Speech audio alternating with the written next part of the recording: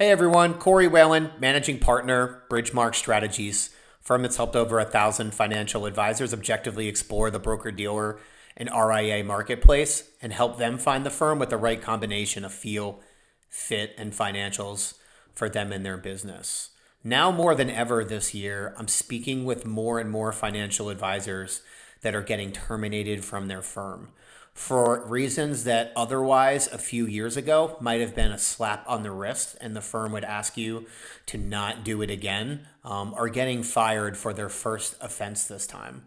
So I figured in this video, I would just make a video on the things both you can do now and that you can do once you're terminated if that happens, to make sure that you have as many broker-dealer options as possible and you're starting out at your new firm in the best way possible. The first thing, hands down, you should do if you're terminated from your firm is to reach out to a financial services attorney. And if anyone needs any recommendations on some of the best in the industry, I'm happy to make some introductions to you. But the attorney that you're going to be speaking with from your old firm is not your friend. It's their job to protect the interests of your old firm, and having another intermediary, a financial services attorney, to speak and negotiate on your behalf is definitely in your best interest. A firm has 30 days to file your U5 language, which is basically the reason why you're being terminated.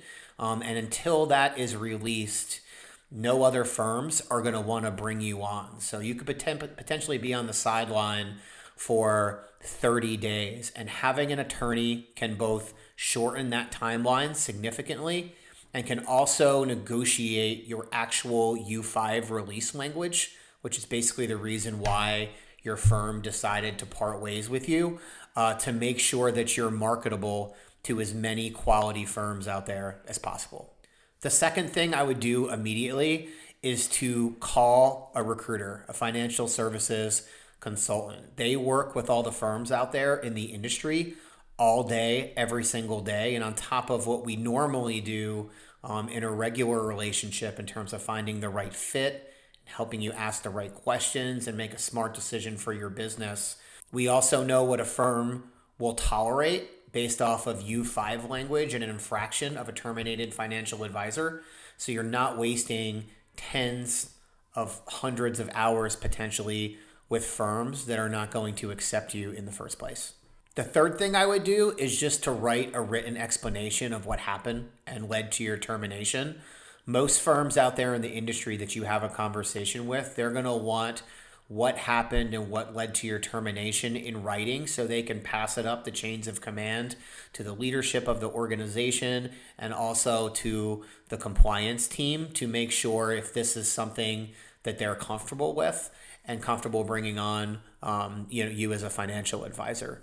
You writing that out in writing is just going to save you tens of hours of not having to explain yourself over and over again vocally in terms of what led to your termination. The fourth thing I would tell you is after you have a conversation with a consultant, to speak with as many firms as possible that you feel are a good fit for your business in your mind. Firms are more stringent than ever on terms of what type of a terminated advisor that they bring on and what type of U5 language that they will accept. While it takes a lot of time and it's very stressful talking to multiple people, going through the approval process with your A firms, which are your wish list firms that you really, really want to go to, and also some backup firms as well, are just going to ensure that you're going to have multiple offers and multiple firms to consider once those 30 days are up we talked about in the beginning of this video,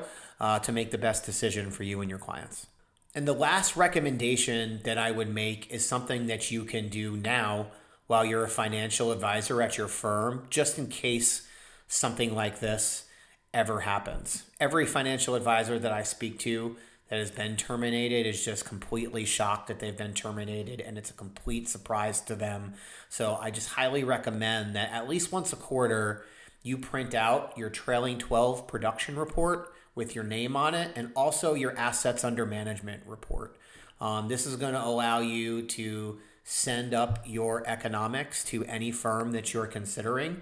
And the difference between you having those documents and you not having those documents is probably a 50% differential in terms of what you'll get for upfront capital to move your practice from one firm to another in terms of incentives.